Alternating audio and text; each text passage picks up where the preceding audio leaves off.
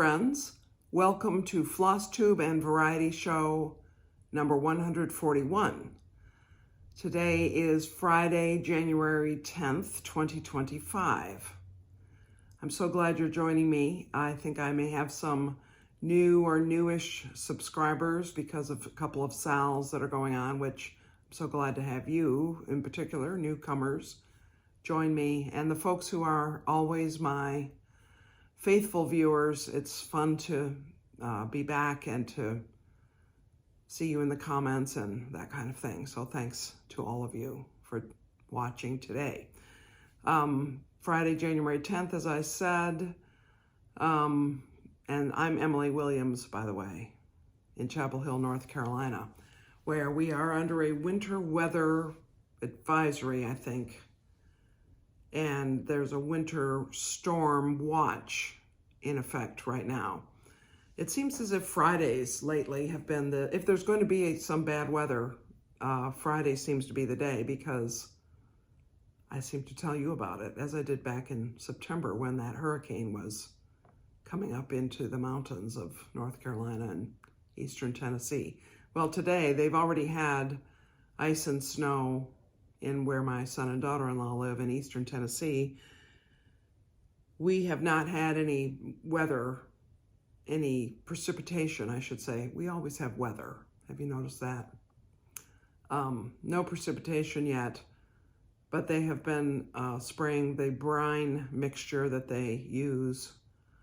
They sprayed that all over our roads. And let me just turn the volume off on my laptop there.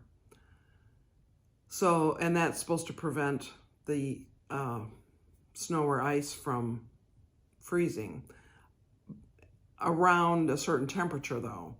If it gets really cold, that's ineffective. And I think the forecast low for tonight is something like in the low 20s or maybe even 19, which is quite cold for us. To have low in the teens, that's cold. We do occasionally have low in single digits. But anyway, enough about the weather for now. This is Flosstube, which means cross stitch, and Variety Show, which means something else. And we'll see what the something else is in a bit. But let's start with cross stitch. So this is Nancy Cook. I think it's 1821 is the date. I think.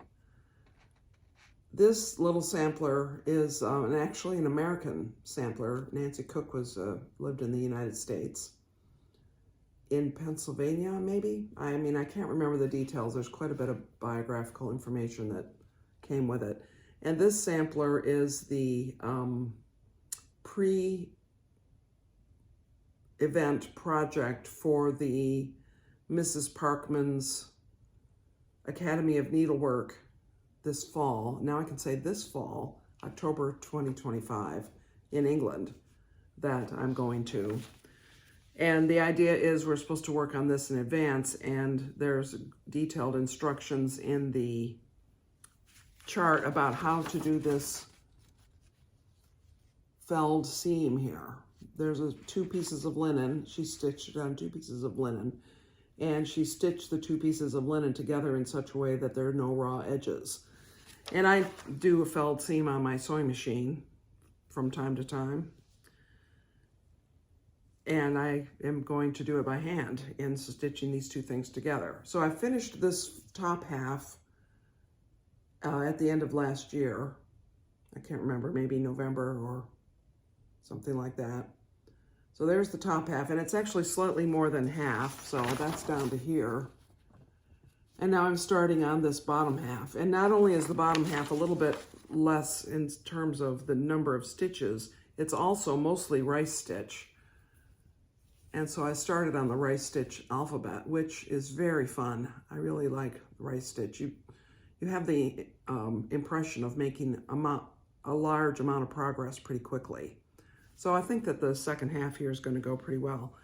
I'm using two fabrics by Fox and Rabbit, which the cards are over there. One of them, I think, is Flannel Flower, and the other one might be up in the attic. I can't remember, but they're very similar in tone, and so I think they'll they'll look nice stitched together. And you see these two fabrics are not quite the same as they're photographed here, which I think is fine. I think it'll be interesting. My plan, I think, to finish this is to put a light muslin lining on it and just make it into a roll. Maybe hem stitch the edge of it or something. I have left a little bit of a margin, not too much, because this is not going to be an heirloom of my house. This is just a warm-up project for that event. So anyway, here we are, rice stitch. So I'll keep going on that. That I want to finish the stitching by no later than September so that I can do the stitching and two things together and then doing some sort of a finish, you know, binding it in some way. I also worked some on Harriet Salt, 1866, Bristol Orphanage Sampler. This is by Hands Across the Sea. It's pretty big one. So I sort of think that I might want to finish this in, say, 4 years, in which case I divided it horizontally, roughly, and that would mean I would need to get down to maybe here if I were to go straight across, or the chart is in 30 pages, so that would be about 7 pages a year, 6 or 7 pages a year. Don't know. We'll see how it goes. I think it's 5. I don't know. I can't remember. The point being, so I think I had stopped with P. So I did Q, R, S, and part of T. And it goes up to X on this first line of this most ornate alphabet, which is very peculiar up when you look at certain individual letters in terms of how the little curlicue type stitching is, but from a distance it's quite nice. So my plan, my next time I work on this, I'm going to plan to continue across here till I get to X, which is going to be actually more like here. I think I have about a 3-inch margin of fabric. So there's, you know, a fair amount of stitching left to do on that line. TUVWX. And then, see down here is the Y and the Z already. And then continue with the next 5 lines of alphabets going across. I mean, don't expect to see tons of progress on this. I pulled this out the other day because I wanted to work on something and I wanted it to be straightforward. And so since it's all one color, I'm using, by the way, DMC 321 1 strand over 2, and this is Russian Tea Cake by Legacy Linens, which is 37 count. So all one color, that just was simpler. Now the alphabet isn't simple because those letters are kind of complicated, but anyway. So next thing I will show you is Martha Miller 1858. This is by Running with Needles and Scissors, Sylvia Stecker. She uses her middle name also, but it's not a hyphenated name, but Sylvia Stecker, Running with Needles and Scissors. This is a chart that will be released generally later this year. Right now it's exclusive to the Queen City Sampler Guild, where Sylvia made a presentation of it last fall. And I've pulled together the DMCs. I had to buy some of them because either they're in other, whoops, that's a pencil. Either they're in other projects somewhere or I didn't already own them. Whoops. Very pretty set of colors, especially those purples and that pink. And I have started in the upper left-hand corner. This border has, all the way around, it has this dark rose color. And most of the other side of the little leaf designs is that gold color, but down this left edge, most of that inner thing is that light color. Now let me go back to the picture. So you see I'm working here, right? Yes. And so the first section, this is a stitch along with some members of the guild, Queen City Sampler Guild. And Sylvia basically said, you know, do about 80 inches, wow. 80 stitches by 80 stitches, because the dimensions of it are 233 by 239. So if you divide it into ninths to do it in 9 months, that would be about how it would go. And so that puts the first division about halfway through Aaron over here. Nope, that's Moses. Now Moses and Aaron is on this side, their little pants are 3866, which is this light color. That light color right there on the card. And it does show up barely on this fabric. Hogbristle by Fox and Rabbit, 16 count Aida. And I don't mind the border not showing up more, and that color appears at very few other places in this sampler. Just a couple of other places, maybe just some of the letters of the alphabet. I don't mind those parts not really having a very high contrast, but I want Aaron and Moses to show up better. So when I get down to stitching them, I may choose a different color. I may adjust the contrast a bit just for their pants, because they need to have pants. They need to have legs. They can't just be disembodied people. So I started this on yesterday. I started on the 9th. So the idea is it's a 9-month stitch along. Now I have a lot of stitching planned for this year, and the 9 months would be September, and I'm not promising to finish it by then. I'd like to finish it, you know, I'd like to finish it. I like the colors, and I like stitching on 16 count Aida. That's a very nice, comfortable feeling, and I like many of the motifs are interesting. I mean, that great big berry bowl in the middle, I don't know if you can see that it's purple, and this bird that's sitting on top of it. I mean, there are a lot of aspects of this that I like. Although it is, I will say, a little bit of a mishmashy kind of design. I think that the little girl, Martha Miller, aged 10 years old, was eager and wanted to stitch all of the little flower arrangements. I'm going to just imagine she had an older sister, and everything her sister did, she wanted to do, even though her linen wasn't quite big enough to do it all. So she fit a lot in. She covered all the spaces of her linen. There's my imagination. Anyway, I do want to stitch that, but I'm not committing to anyone to keep up with the stitch along, because there's a lot going on in my own stitching life. And finally, as I want to show you every week, here we have Hannah Green 1826. This is a stitch along, as you know, that I have been promoting.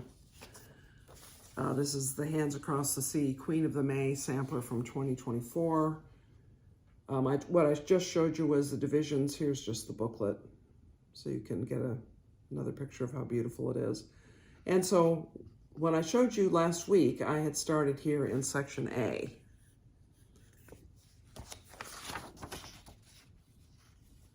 And I got a text Saturday morning from Leslie. I'm so thankful, Leslie, that you jumped right into your text to talk to me about what you talked to me about. She said, Emily, I think you have your fabric oriented the wrong way. So this is what I showed you roughly. Isn't that just beautiful? The colors are just beautiful. I can't wait to get into the blue. I think your fabric is oriented the wrong way, because it's a horizontal, or it's a landscape oriented piece, and when you held up your whole fabric, it looked like you were holding it up as if it were a portrait design, which is not right. You're going to run out of space. And so I looked at what I had done, and I had done just what she said. I had started it oriented the wrong direction. Well, here's the good news about this sampler. It's very symmetrical. It's not perfectly symmetrical, I learned when I did some careful counting. But if you were to look at this corner, which is A, where I had supposedly started, and you were to compare the border part, which I had done, with the border part over here at H, it actually matched almost identically. It was almost the same.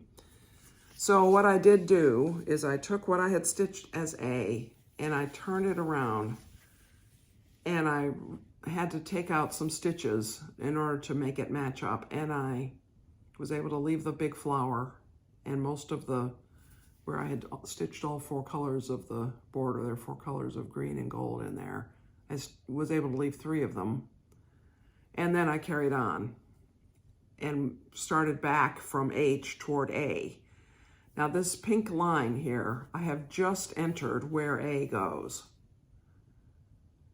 So I have actually not started, I've not done hardly any stitches in A, as it turns out. I think I have 4 or 5 stitches along there are in A, but I have a very good start on H, which would be August. So, you know, I'll appreciate that when we get to that point.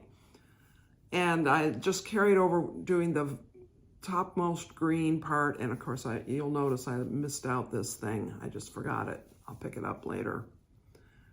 And there are 4 of those sticky up things, and there are 5. If you don't count the one in the corner, you count them here. 1, 2, 3, 4, 5. So I've done the 4th one, and I've come down a bit. So I'm right in here, which is about where A starts. So I'll get back on it. I will, I'll catch up again. So my plan on how to get back on track is to finish this vine border until I get to the corner of the vine, which is where it turns. This sharp corner goes around like that. And then I'll know that I'm back at the beginning, and I'll follow this, the solid pink line, the single stitch pink border. I'll follow that around the corner, and then I'll carry on. So I still do plan to keep to this schedule, which would have been A and then going down for B. I was not planning to go across, and I'll do that once I finish A, which hopefully, I don't know now if I'll finish it this month, but it'll be close.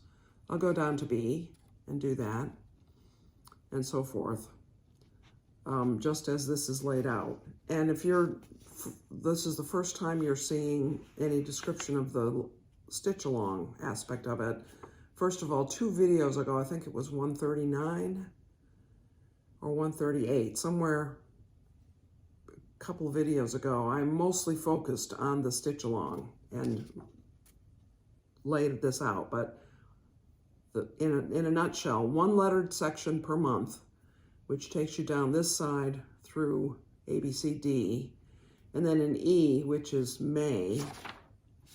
Once you start on E, then you have enough of an anchor here in this corner to start the over 1 stitching of the verse.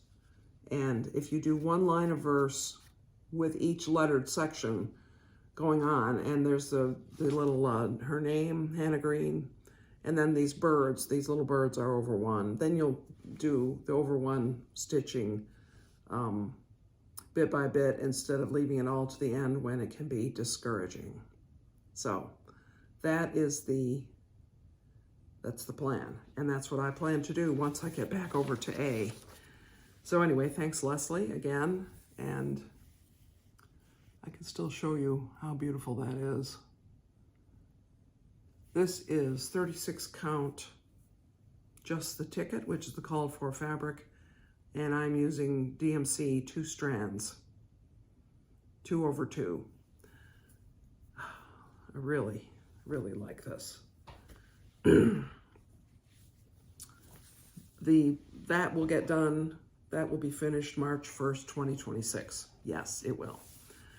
The other thing I've been working on is Under the Roof of Blue Ionian Weather, my full coverage piece. I have worked on it several times, not tons of stitches per time. I don't really feel that I have enough quite to pull it out and show you, but I will definitely show it the next time I make a video.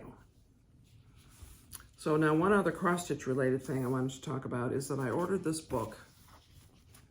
It's called Everyday Folk by Krista West. And this is a really interesting book. It is folk embroidery patterns, and I think there's 7 or 8 projects in here that are specific, you know, complete projects. Like here's this little, let me pull a better picture of that.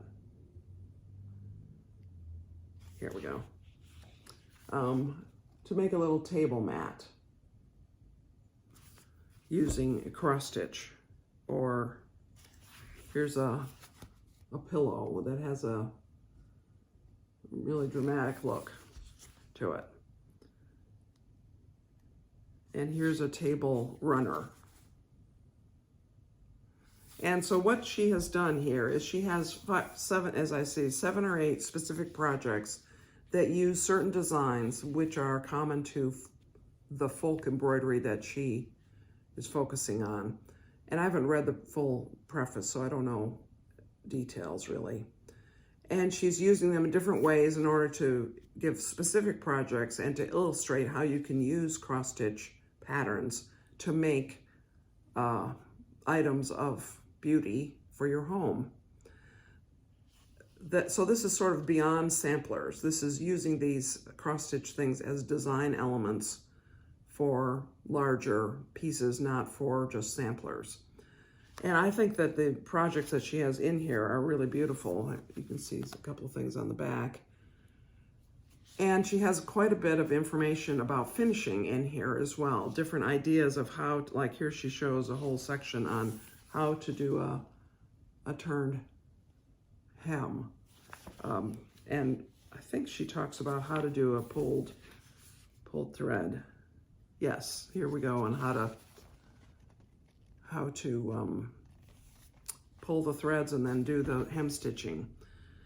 And how she makes pillows, how she makes scrolls, how she finishes the edges of things for other uses. So from that standpoint, it's quite interesting. And then there are a lot of design elements, including how to turn corners, how to make some of these designs go around corners nicely, a lot of tips and specific examples. And I can't show you this really because it's just charts, but she shows what is the repeat. If you want to make this longer, here's where you expand it. So really helpful and interesting designs. She also gives some tips on how to select colors for your own projects. Again, it's very good with not only some specific projects, some of which I might stitch because I intend to live to be 316, but also some general information and tips for generalizing some of our cross stitch into other kinds of uses, which I think is very interesting to read as well as helpful if I were to want to do that. So that is all I want to say today about cross stitch. Now I want to tell you a little bit about the weather as a way to talk about another topic. So, as I said, we're expecting winter weather. In North Carolina, winter weather usually amounts to a little freezing rain, which then has 2 inches of snow on top of it, which then the sun melts during the daytime and then it freezes into a sheet of ice overnight. And so roads can be very treacherous. Now they spray a salt brine on the roads. That's just been in the past maybe 6 or 7 years. That helps a lot. But that only keeps things from freezing if it's above maybe 20 degrees. If it's much colder than 20 degrees, then things freeze anyway. You know, it's all chemistry, which I don't really know the details of, but that's just what it is. And we have a lot of rural parts to our county, and to even the Chapel Hill Carborough City Schools has some less populated areas. So sometimes school will be closed for several days, even though right here in our area, the roads are pretty good. But out in the country, if there's a lot of shade, then it might not have dried out when the sun came out. It might have only melted and then refrozen overnight, and they have a sheet of ice and the buses can't safely go on the roads. So if that's the case, if the buses can't make their routes, then school is closed. And I remember when Scott was in elementary and middle school especially, it was like, oh my God, you children are never in school. I don't understand how we can call this education when it's been 6 days, you've been playing outside on the bare pavement in the sun in 50-degree weather, but we can't have school. So I understand. I mean, that was my reaction as a parent, wishing that my child were in school rather than as a taxpayer and a citizen of the community, where I understand why things are more limited than it might sometimes seem they should be. Well, normally in my current retired state, no children at home, I would think I would love for it to snow. Let's have some snow. Let's get 4 or 5 inches of snow, and let's have a beautiful winter wonderland. And I love to watch it fall, and I love to see it on the trees and see it on the ground. And those of you who live in Florida, you probably agree with me. Those of you who live in Western New York are saying, Emily, you have forgotten what a mess snow is and how inconvenient it is when it lasts months and months. Yeah, I know. But I, through some circumstances at our church, have become the interim facilities manager for our church, which some of you may be rolling your eyes about. Some of you may be mystified. How is that?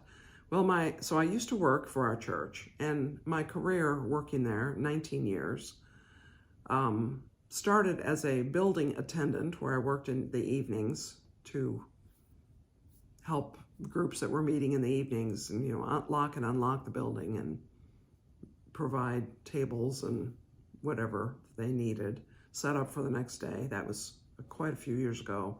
I was much younger then.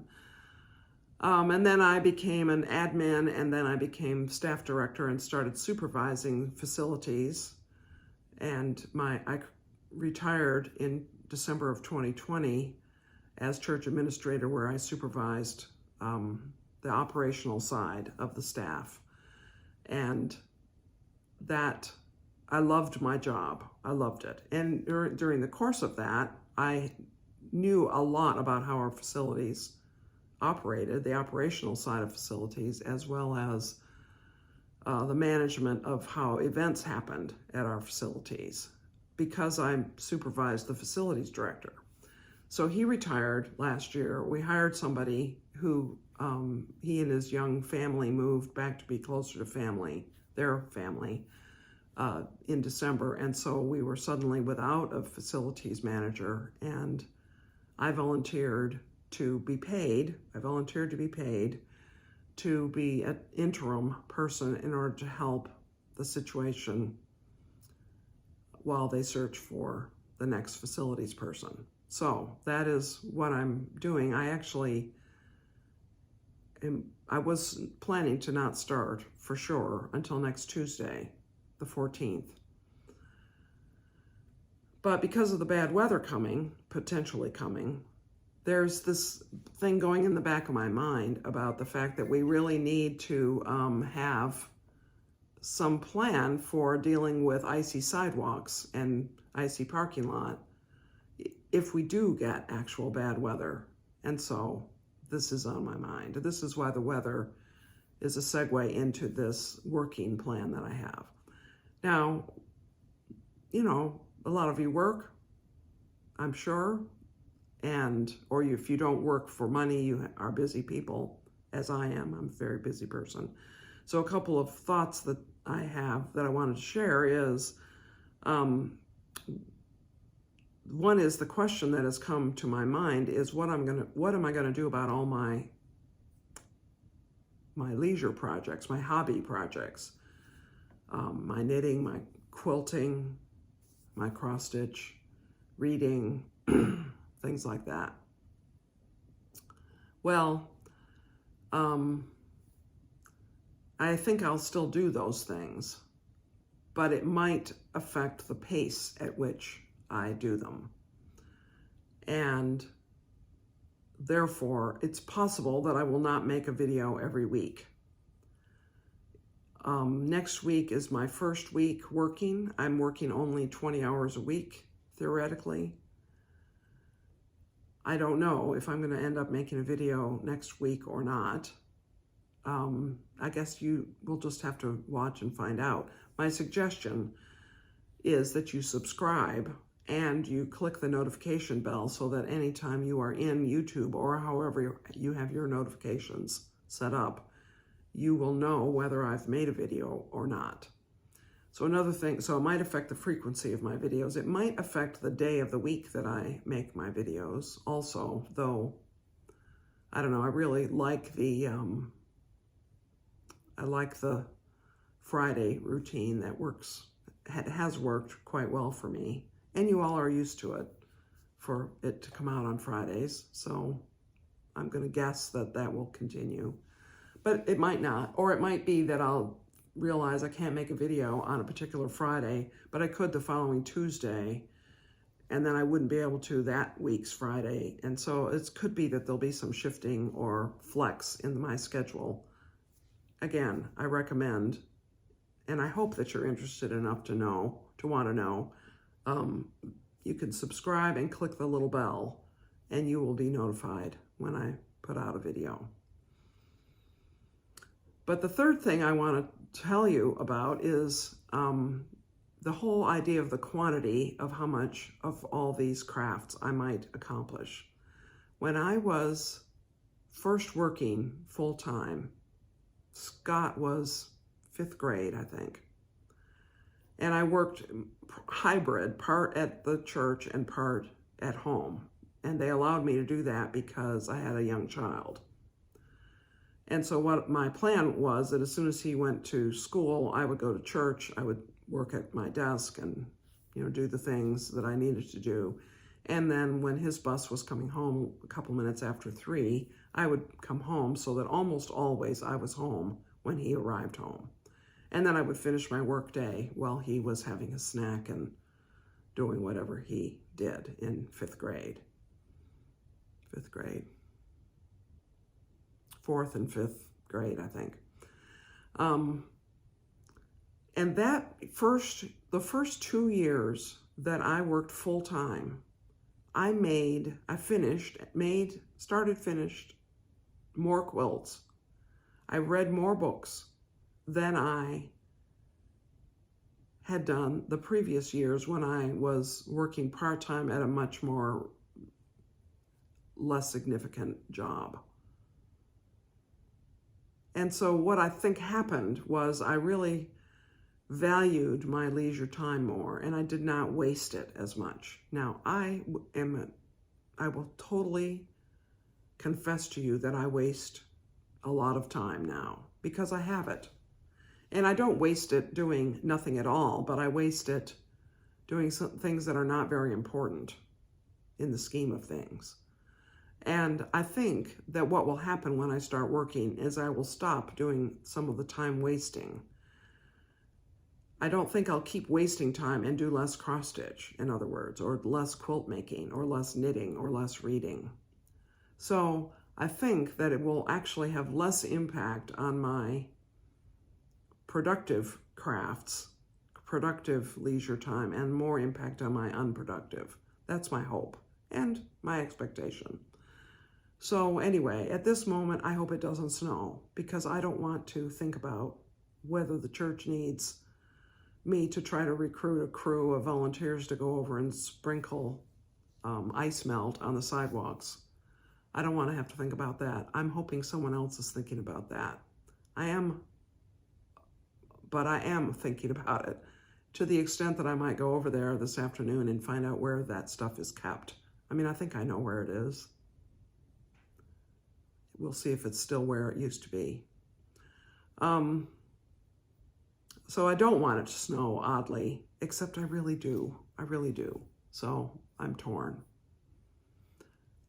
Therefore, I expect to see you again next Friday. Even if it's a briefer video, but I love connecting. I love the rhythm in my own life of making a video every week. And so I know that I will want to keep doing that. And I hope that you will continue to join me, even if my videos are briefer or perhaps less frequent. So anyway, one more thing about snow. I think it was in the year 2000 or 2001. Scott was, when would he have been? Maybe first, second grade, something like that. I think that's when it was. Maybe he was younger. I can't remember exactly which year it was, but he was a youngster. And we went to bed knowing that there was a winter storm watch. I don't even think it was necessarily a warning. They were predicting maybe 2 inches, it could have been a lot more snow, but maybe 2 to 4 inches of snow. We went to bed. Woke up the next morning, 20 inches of snow fell overnight. It was an astonishing amount of snow. I don't know if it was totally unprecedented for Chapel Hill, but it was certainly one of the top few snowfalls in the history of snowfall record keeping. And it was great because everything shut down.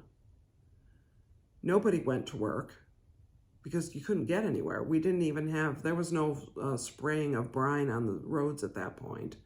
So there was a layer of ice underneath because it had sort of started with an ice storm, and then there was 20 inches of snow on top. And it was so thick that the sun was not going to be reaching asphalt, dark pavement, and melting the snow anytime fast at all. And it wasn't, it wasn't warm. It did get above freezing during the daytime, but it would get cold again at night. We live right across the street from a very small little hill, a tiny little hill, which in northern areas would not even be considered a sledding hill. There's so little of a hill there. But here, it was a perfect sledding area. It was right across the street from us. And all of the neighbors converged there with their kids and whatever they could find to slide on, because you don't have sleds or toboggans or things sold in our hardwares either very much. And we had some sort of a plastic, I said to Byron, if you can, how did that work? We had some plastic bin thing that had enough of a sloping side to it that it could work for Scott to use as his sled. And so he and all of the neighbors were over there. And there was this constant chatter of children, and the moms and dads were out there watching, and dads would be climbing up and down the hill, dragging their kids' sleds back up for them. And it was morning till night fun out on that little hill right across from our house.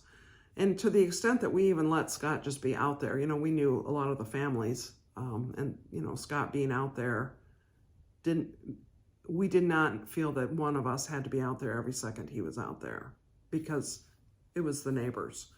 And it was a wonderful week. Byron couldn't go to work. There was no working from home in those days. It was back before remote work and so forth was common, or even maybe available for even IBM. And we just had a wonderful week. So that was one of the memorable snowfalls here in Chapel Hill. And I doubt we'll see the like of that anytime in my lifetime, probably. So, and hopefully we will not see anything like that overnight. I'll let you know. Thank you so much for joining me. I hope you found something interesting. I hope if you're stitching on Hannah Green that you did not make this mistake. Check your orientation on your fabric. Don't do as I did. And Amy, when I referred that I was fixing something, I was restitching. I was stitching the vine to head back towards section A, which is where I should have been to start with. Thank you for joining me. Many blessings to you, friends.